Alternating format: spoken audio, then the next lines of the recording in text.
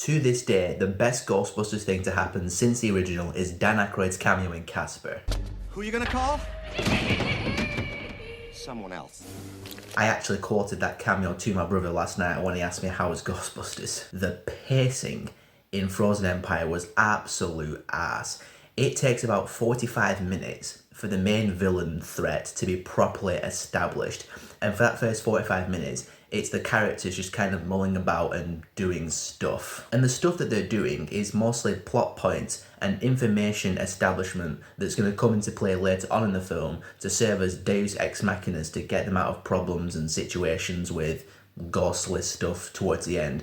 And I understand that's how that stuff works, but it just feels like they're establishing plot points and not telling a story. And the characterization they do go for is really formulaic stuff. McKenna Grace's character is kind of kicked off the Ghostbusters team because she's all of a sudden too young to be a Ghostbuster. She's not that responsible, I guess. Paul Rudd is trying to be the stepdad and bond with McKenna Grace, but trying to do the whole tough love thing at the same time. Stepdad, stepdaughter tropes and cliches we've seen a lot of times. Finn Wolfhard's character starts out the film with the whole I'm 18 now, I'm an adult mom, and the mum's not letting him do stuff because overprotective mum, but that completely disappears, and Finn Wolfhard once again just does not have a character in this film. He's just Trevor. He's there. He's a member of the family, a member of the team. There's even like a good half an hour chunk of the film later on where he's just not in it. And then all of a sudden in the finale, he's back and now he's doing Ghostbusting stuff. The formulaic characterization didn't aggravate me or piss me off. It made me roll my eyes.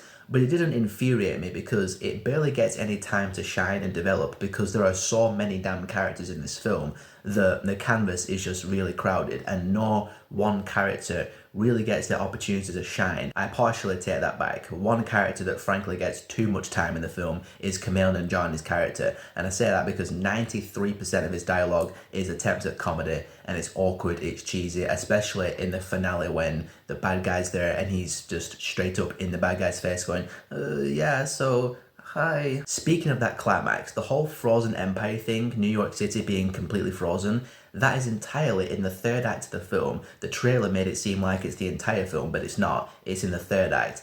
And it lasts, I kid you not, about 15 to 20 minutes in the film. The whole finale just kind of happens. It comes and goes, and then the film's over. It just has very little fanfare and very little excitement or entertainment value, and it happens exactly how you think it's going to happen as well. So the film plods along through this formulaic screenplay to get to this finale. We finally meet the villain and it's all frozen over and it's about to kick off. We're about to finally get some ghostbusting action, and then it just happens really quickly. And it's just underwhelming and not that entertaining to watch. And you just feel like the whole thing was a waste of time. The screenplay was the real problem with Frozen Empire. It just didn't bring anything really fresh or entertaining or memorable to a Ghostbusters film. And that's the thing, it's Ghostbusters. We want to see the Ghostbusters busting ghosts. You barely get any of that throughout the whole thing.